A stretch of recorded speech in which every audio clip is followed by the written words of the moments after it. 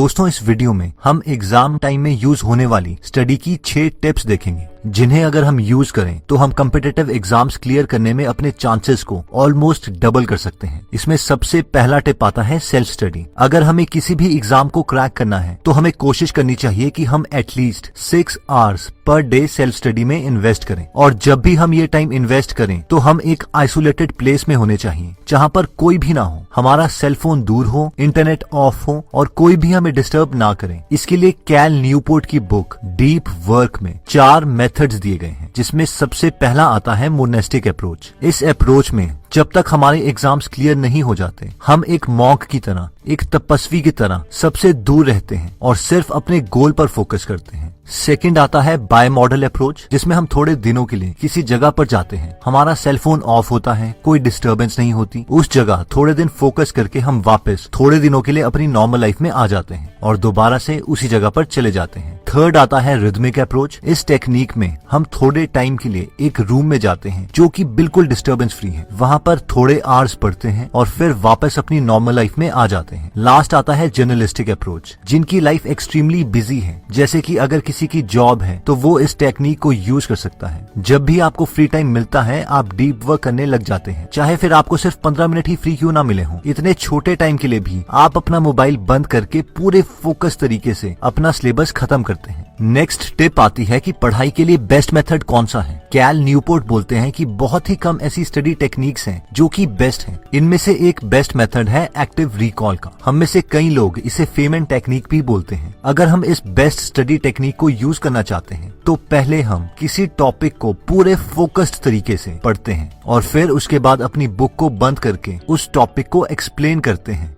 बहुत ही स्लोली और पूरे सेंटेंसेस यूज करके। इस वक्त हम ऐसा प्रिटेंड करते हैं कि हम किसी को पढ़ा रहे हैं। हम में से कई स्टूडेंट्स को ऐसा लग सकता है कि वो इस टेक्निक को यूज नहीं कर सकते क्योंकि उनके घर में स्पेस कम है और इससे उनके घर वाले डिस्टर्ब हो सकते हैं। तो उसके लिए आप अपनी वॉल्यूम बहुत कम कर सकते हैं ताकि हम सिर्फ प्रिटेंड करें कि हम किसी को पढ़ा रहे हैं। वैसे आप अपनी वॉइस को रिकॉर्ड भी कर सकते हैं और उसे बाद में सुन सकते हैं ताकि आपकी रिविजन हो जाए। कैल के अकॉर्डिंग ये बेस्ट मेथड है स्टडी का। इस मेथड से स्टडी करने से आप थक जाओगे क्योंकि आपका माइंड एक्टिवली काम कर रहा है और इसीलिए आप 4 से 6 घंटे में उतना सिलेबस का पोर्शन कंप्लीट कर लोगे जो आपके फ्रेंड्स 10 से 12 आवर्स में शैलो वर्क करके कंप्लीट नहीं कर पाते। नेक्स्ट आता है कि आप पोमोडोरो टेक्निक को यूज करें। बेसिकली ये टेक्निक कहती है कि आप 50 मिनट स्टडी करो फिर 10 मिनट की ब्रेक लो, या फिर 25 मिनट स्टडी करो फिर 5 मिनट की ब्रेक लो। अगर हम इस मेथड से स्टडी करते हैं तो इसके 2 फायदे हैं। इसका पहला फायदा ये है कि हम टाइम पर फोकस करते हैं, ना कि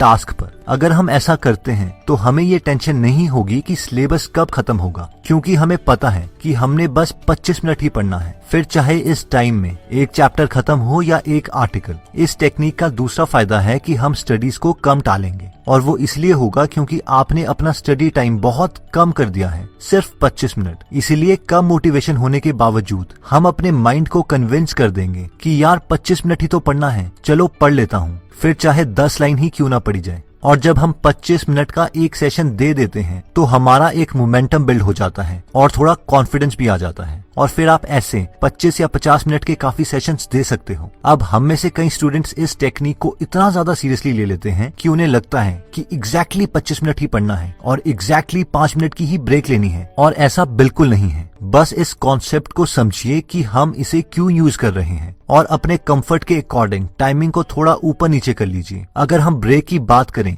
तो हम ब्रेक में कुछ भी कर सकते हैं, बस गोल ये है कि हमारा माइंड रिलैक्स होना चाहिए। वैसे मैं आपको रेकमेंड करूंगा कि आप इस टाइम में 5-6 डीप ब्रेथ्स लें और थोड़ा सा रूम में ही वॉक कर लें। नेक्स्ट टिप आती है कि study only for exam point of view. ये स्ट्रेटजी कहती है कि जब हम पढ़ रहे हों तो हमें सिर्फ अपने एग्जाम्स के लिए ही पढ़ना है, यानी एक्स्ट्रा चीजें बिल्कुल नहीं करनी है। कोई भी चीज जो आप पढ़ रहे हो अगर उसके एग्जाम में आने के चांसेस कम है तो वो एक बहुत बड़ा टाइम वेस्टर है और हमारा एग्जाम क्लियर होने की प्रोबेबिलिटी बहुत कम कर देगा। अब सवाल ये आता है कि हमें कैसे पता चलेगा कि सिलेबस का कौन सा पोर्शन ज्यादा इम्पोर्टेंट है। तो इसके लिए 3 इफेक्टिव मेथड्स हैं। पहला, हर टॉपिक खत्म करने के बाद उस टॉपिक के लास्ट ईयर के क्वेश्चंस जरूर करें। उससे आपको ये पता चल जाएगा कि उस टॉपिक से कितने क्वेश्चंस आते हैं और एग्जाम पॉइंट ऑफ व्यू से आपको उस टॉपिक में कितना एफर्ट देना है। सेकंड, उन लोगों से बात करें या उन टॉपर्स के इंटरव्यूज पढ़ें जो एग्जाम्स क्लियर कर चुके हैं, क्योंकि इन लोगों के पास एक्सपीरियंस है कि कौन सा टॉपिक ज्यादा इंपॉर्टेंट है। तो हमने सिर्फ अपनी गलतियों से नहीं सीखना है बल्कि औरों की गलतियों से भी सीखना है, इसीलिए हम भी इन्हीं टॉपिक्स पे ज्यादा फोकस करेंगे। और थर्ड है कि कोशिश करें कि हम वही बुक्स यूज कर रहे हों जो मैक्सिमम टॉपर्स ने उस एग्जाम्स के लिए पढ़ी थी। अगर हम ये 3 चीजें करते हैं तो हमें भी क्लियरिटी आ जाएगी कि एग्जाम पॉइंट ऑफ व्यू से क्या इंपॉर्टेंट है। इससे हम अपना आधा टाइम सेव कर सकते हैं और ज्यादा प्रोडक्टिव बन सकते हैं। नेक्स्ट आता है डिसिप्लिन,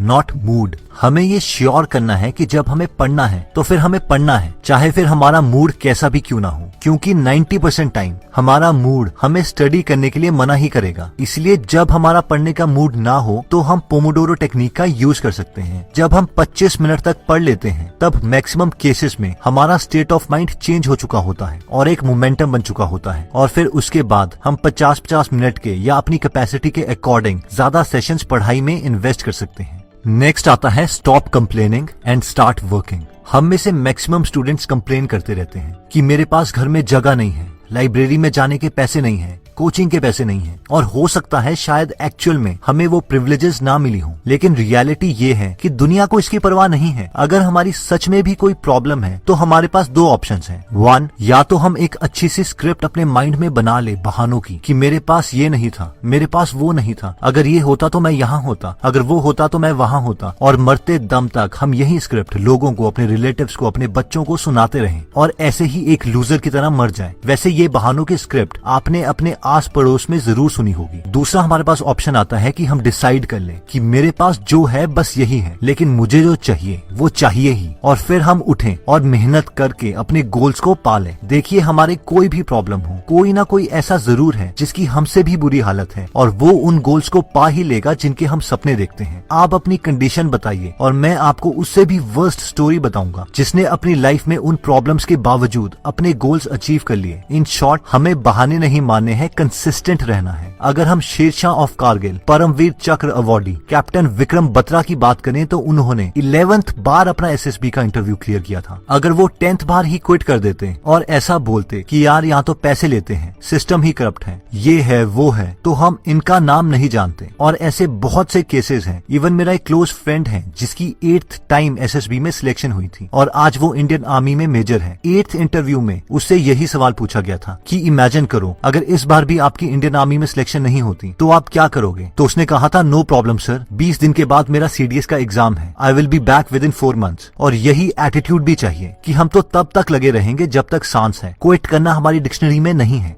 तो दोस्तों, इस वीडियो में हमने 6 स्टडी टिप्स देखी, जिसमें सबसे पहली टिप थी कि कोचिंग ट्यूशन सब ठीक है, लेकिन सेल्फ स्टडी के बिना एग्जाम क्लियर नहीं हो सकता। हमें कोशिश करनी है कि हम कम से कम 5 से 6 घंटे हर रोज सेल्फ स्टडी करें। इसमें हमने देखा था कि जब भी हम सेल्फ स्टडी करते हैं तो मोबाइल ऑफ करके किसी आइसोलेटेड जगह पर जाके पढ़ना है। इसके लिए हमने 4 मेथड्स देखे थे, monastic approach, bimodal approach, rhythmic approach और जर्नलिस्टिक अप्रोच। फिर हमने देखा था कि जब भी हम स्टडी करते हैं तो हर एक टॉपिक को पढ़ने के बाद बुक बंद करके हमें सारे टॉपिक इस तरीके से बोलने हैं कि जैसे हम किसी को पढ़ा रहे हों। इसमें हमें कंप्लीट सेंटेंस यूज करने हैं और थोड़ा स्लोली बोलना है। इसे हम फेमेंट टेक्निक या एक्टिव रिकॉल भी बोलते हैं। थर्ड टिप हमने देखी थी कि हर 25 मिनट या 50 मिनट के बाद हमें ब्रेक लेनी है और इसे हम पोमोडोरो टेक्निक बोलते हैं। बेसिकली इससे हम अपनी टालने वाली आदत को छोड़ सकते हैं। फोर्थ स्टडी टिप थी कि हमें सिर्फ एग्जाम पॉइंट ऑफ व्यू से पढ़ाई करनी है और एक्स्ट्रा कुछ भी नहीं पढ़ना। इसके लिए हमें लास्ट ईयर के क्वेश्चंस करने हैं और जो लोग एग्जाम्स क्लियर कर चुके हैं उनसे इंटरैक्ट करना है, चाहे उनके इंटरव्यूज पढ़ें, ताकि हमें पता चल सके कि किस टॉपिक में कितना एफर्ट डालना है।